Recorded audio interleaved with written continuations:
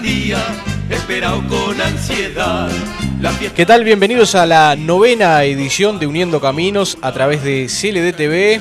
A partir de este instante, unimos caminos. Desde toda la campaña bajaban pa' Libertad. Vámonos pa' San Isidro, vámonos pa' Libertad. Vamos a conocer ahora de la mano de Walter Noda la historia de San Isidro, el antes y el hoy. Pa' San Isidro, vámonos pa' Libertad. El santo del chacarero no le podemos fallar. ¡Mozo! ¿Me vende por oro? Hablando de San Isidro, podríamos decir de que su vida transcurre, vamos a decir, a finales del siglo X y principios del XI, ¿no? Era casado con María Cabeza y tuvieron un hijo, precisamente. Se le atribuyen algunos milagros, entre ellos, por ejemplo, el hecho de que cuando él trabajaba, diríamos, como peón así rural, podríamos decir, arando los terrenos, en algún momento estaba leyendo debajo de un árbol. Entonces otro compañero que trabajaba con él fue y le llevó la queja, diremos, al patrón, ¿no?, de que Isidro se pasaba sentado o se pasaba leyendo y no rendía en el trabajo. Entonces, cuando viene el patrón, seguramente en algún caballo o lo que sea, aprecia de que realmente la tierra ya estaba arada y preparada en el momento que llega. Algo milagroso y algo sin explicación tampoco. ¡Mira, Juan Moreira! ¡Algo me gusta eso!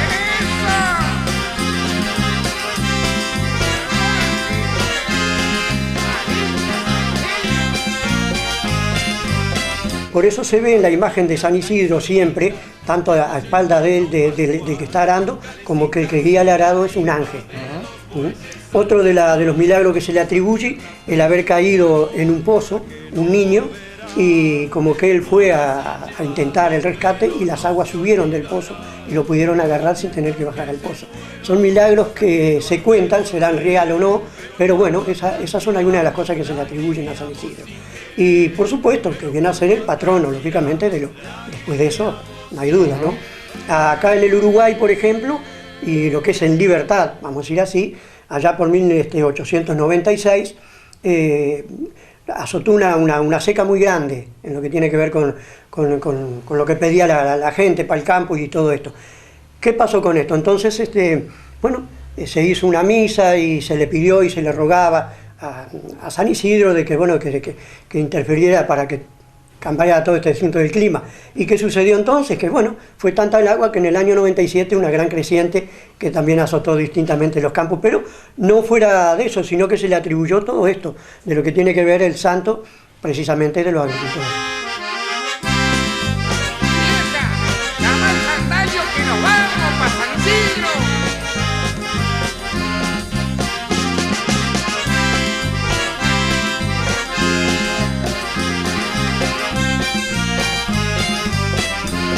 Mayo 15 era gran día, esperado con ansiedad. La fiesta de San Isidro, santo patrono rural. En charre, tractor o carro, en camión o en un porá, desde toda la campaña bajaban pa' Libertad. Vamos. Y ¿cómo llega esta celebración del santo acá a la ciudad de Libertad? Porque si bien se sigue celebrando en algunas partes del Uruguay, Libertad es uno de los más viejos que lo celebra, ¿no? Algo similar a lo que pasó con San Cono, por ejemplo, en Florida. Ha pasado con algunas vírgenes acá en el Uruguay que han quedado en el lugar donde quedan estancados, los carros como que no quieren moverse más de ahí, entonces ahí se levanta una capilla y ahí surge, por ejemplo, la del Verdún y algo así. Pasa con San Isidro algo que llegó por medio de los españoles, por supuesto, y que Libertad era un país muy religioso también, de acuerdo a todo eso.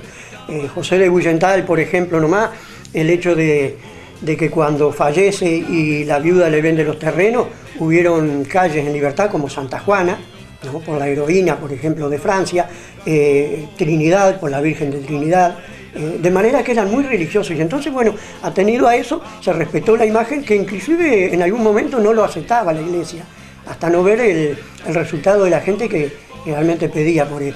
De manera que ahí comenzó lo que se gestó como el 15 de mayo, el día de San Isidro, y Libertad lo tomó como un festejo, como hoy es San Cono, por ejemplo. Entonces, allá siempre se hacían unas misas, lo que era una misa, por ejemplo, recordando ese día, como pasa, por ejemplo, el 8 de diciembre con la Virgen María, y se logra entonces reunir, viendo el resultado que estaba tomando eso, que mucha gente de la campaña se reunía ese día, de realizar algo un poco para alargar un poco, diremos, el día de festejo, ¿no?, de San Isidro. Y se logra por medio de célula. Se hace una comisión allá por 1918 y en 1919 se rifa la primera yunta de bueyes que se conoció. Había piñata y sortijas, yo cosí el mono pascual, calecitas y la rifa de 2 bueyes al final. Cosas tiernas que se... En 1907 se comienzan con algunas procesiones, vamos a decir, por las calles de Libertad. Imaginémonos Libertad, inclusive la propia calle Octubre, que hoy es 25 de agosto, de barro, pero bueno, se tomaba por la calle Bullental, se agarraba por la calle Trinidad, que hoy es Morquio, se agarraba por la calle Septiembre, que es la calle Artigas, se agarraba por la calle Enero, Leandro Gómez, y así sucesivamente se recorrían distintas calles en aquellos años. Estamos hablando de 1919. Bueno, sin lugar a dudas, ese día era feriado. No como ahora que de repente se cobran los feriados, se acomoda para un fin de semana largo. Ese día así caía tal cual, se celebraba. Caía tal cual, se aplazaba solamente si llovía mucho, que no se podría hacer. Y los festejos comenzaban prácticamente de las 7 de la mañana. Yo que tuve la inmensa suerte de vivir aquella época, diremos, por los años 50, por los años 60, era una cosa realmente espectacular. Comenzaban en la mañana con salva de bombas y repiques de campana.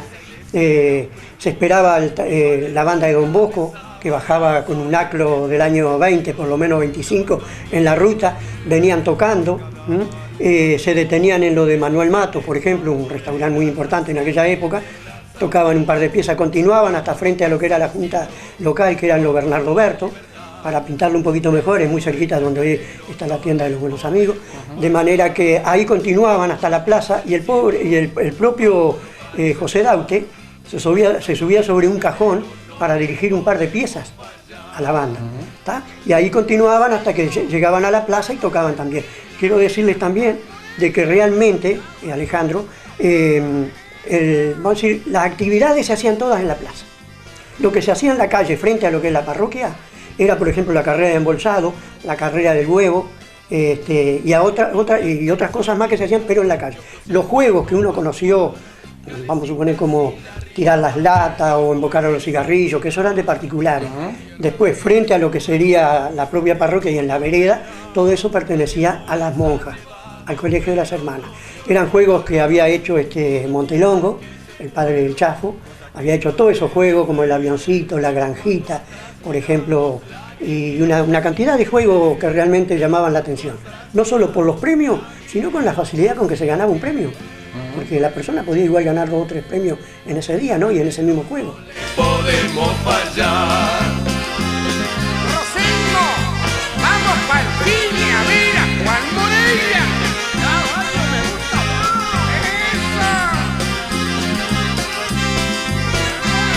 ¡Eso! ¿Y hoy qué queda de San Isidro?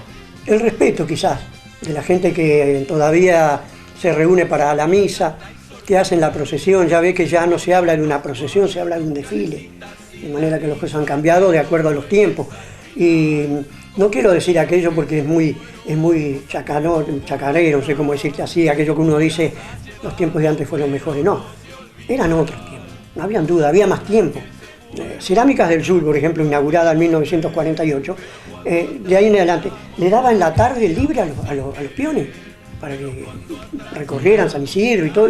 O sea que las tiendas todas trabajaban, payadores en cada boliche, porque hablemos de lo que era la Gatera, por ejemplo, tenemos también lo de Ramengui, frente a la iglesia, por ejemplo, también habían payadores.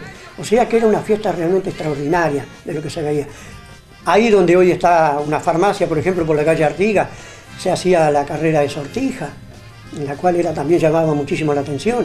Luego los jóvenes de la comisión formaban con una lona en la cual la pisaban, pero la estiraban de tal manera, y era el chancho enjabonado, ¿no?, que llamaba la atención. Eran chiquilines hasta 14 años los que podían jugar en el tema del chancho enjabonado, un lechón enjabonado, ¿no? no se podía agarrar de la pata, por ejemplo. También diremos que había, bueno, el palo jabonado también, que llamaba la atención, donde allá en la punta había unos premios para los chiquilines, en la cual, bueno, llegaba a la punta, manoteaban lo que podía, sea una pelota, una muñeca o cosas de esas. Y no faltaba, lógicamente, Amadito Larre con sus funciones. Ya tiene comisario del pueblo, Juan Moreira, inclusive algún San Isidro mezcló alguna de Gardel también. De manera que era una festividad bastante importante. Los premios, como ya dijimos, en el año 19 eran por célula, ¿no? En este caso se metía el nombre de la persona en un papelito y se sacaba. La persona compraba ponía el nombre, lo arrollaba y lo metían en el coso. Eso era por célula. Después surgieron los premios que eran, ya se hablaba de 30 o 40 premios. Entre ellos, inclusive un solar. En algunos años se rifaba un solar, por ejemplo. También se rifaba una cocina económica, una máquina de matar hormigas. Todos estos premios que realmente llamaban la atención. Una barrica de hierba donada, por ejemplo, por Américo Cantizani. Y todos los premios eran donados como ahora, que la mayoría son donados por los comercios. Pero, ¿en qué ha cambiado esto? En que hoy quizás es una feria, lo que estamos viendo, ¿no? Con todo respeto. Se respeta la misa, se respetan algunos juegos de campo y todo lo demás, pero lo que uno recorre en los negocios y todo esto, es que antes no existía eso. Uno salía, nosotros nomás como gurises chicos, por ejemplo, salíamos a las 7 de la mañana, corríamos para casa, de pronto al mediodía, miramos, pasamos como 4, 5, 6 horas, y comíamos algo, y qué sé yo, y volvíamos a ir, y era todo un entretenimiento. La rifa primero se hacía a las 3 de la tarde, porque venía mucha gente de Canelones, de Cerrillo, de todos esos lados, y a la prueba estaba que cuando pasaban la lista de los ganadores, la mayoría, o unos cuantos eran de Cerrillo, gente que invertía y compraba sus números, ¿no? De manera que eso es lo que era un San Isidro de antes a lo que es de ahora, ¿no? No es que ya digo que hayan cambiado las cosas, sino teníamos que hablar de los carnavales también que han cambiado. No, son otras épocas. Los chiquilines de ahora lo viven a su manera, yo veo que se divierten, que es toda una jarana, que todo... Y lo mismo lo lográbamos nosotros, nos parábamos en un lugar donde había, por ejemplo, tarros para tirar nomás, y allí mirando a la gente que tiraba, pasábamos la tarde, riéndonos y viendo cómo le erraban y qué sé yo. Y las picardías de mucha gente, de los que ponían los negocios, por ejemplo. Habían unas botellas, en la cual debajo de la botella había un cuadradito de madera, el aro entraba prácticamente justito. Pero ¿qué pasaba? Habían protestas porque el tipo embocaba la botella pero no embocaba el cuadrado de abajo. Entonces las reglas no las sabían, claro. Y allí estaban las protestas. Lo mismo en los cigarrillos, por ejemplo. ¿Por qué la mesa de los cigarrillos estaban bien bajitas? Porque lógicamente si tú la pones a una altura, diremos a medio cuerpo, es muy fácil embocarle, pero al estar abajo el aro generalmente pega el borde y vuelve a saltar. Todas esas cosas, ¿viste? Bueno, acá hubo un personaje, por ejemplo, que vendía máquinas, relojes sin máquina, ¿no? Y esconderlo nomás y ojito, no lo saques porque mirá que me están persiguiendo y así, ¿viste? Y vendía 4 o 5 y se hacía al día. Claro. Pero bueno, fuera de esa picardía, lo demás era todo muy entretenido, ¿no? Siempre había algún aprovechado.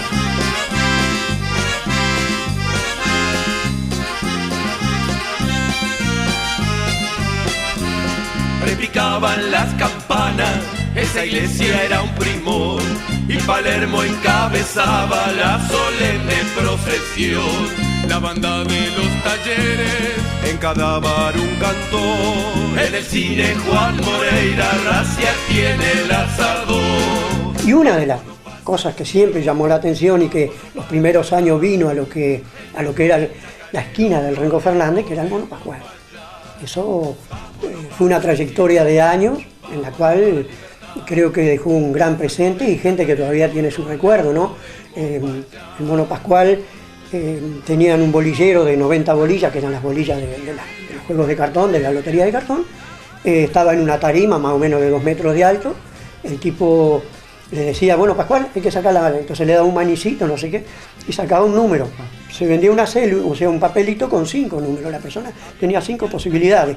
Y una vez que ganaba, por ejemplo, le decía, bueno, a ver qué ganó esta señora, este señor, según, un mate de plata y oro con bombilla de plata y oro, con la boquilla plata y oro y la bombilla. Pero algo más le hace falta y le vamos a dar este azucarero.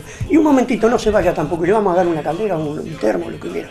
¿No? O sea que eran todos premios fabulosos. Lo mismo los premios que tenían las monjas, eran ollas de aluminio. aquellas mariposas, aquellas ollas con aluminio grueso, realmente. Y después, más adelante, ya los sorteos se hacían casi de noche, vamos a decir, y finalizaba lo que era San Isidro con la quemada del Judas, con los buscapiés, ¿no? También era una diversión, ¿no? Porque lógicamente, creemos que la fecha de San Isidro es muy tradicional, el Uruguay, y Libertad, mejor dicho, no creo que la deje de mencionar cuando llegue el mes de mayo. Pero algunas cosas han cambiado realmente. Mayo 15 era gran día, esperado con ansiedad, la fiesta de San Isidro, santo patrono rural. Bueno, Walter, queríamos tener la palabra y hacer un repaso de este San Isidro tan especial, del antes y el de ahora. Claro que Así sí. que bueno, gracias por recibirnos nuevamente en su casa. No, al contrario, y quería más adelante, cuando salga alguna nota que siempre hacemos, Alejandro, mostrarte precisamente, recién hablábamos de una máquina de matar hormigas, y muy probable que gente de antes conoce no solo la de matar hormigas, sino la de matar langosta. Y en algún pasaje que hagamos algún otro reconto de historia vamos a mostrar y su funcionamiento, cómo funcionaba, porque los jóvenes lógicamente ignoran que había una máquina de matar hormigas. Cosas tiernas que se fueron, cosas que no han de volver. Nos vamos a una pausa, luego hay más de Uniendo Caminos. Pero cuando atrás miramos, lagrimeamos sin querer.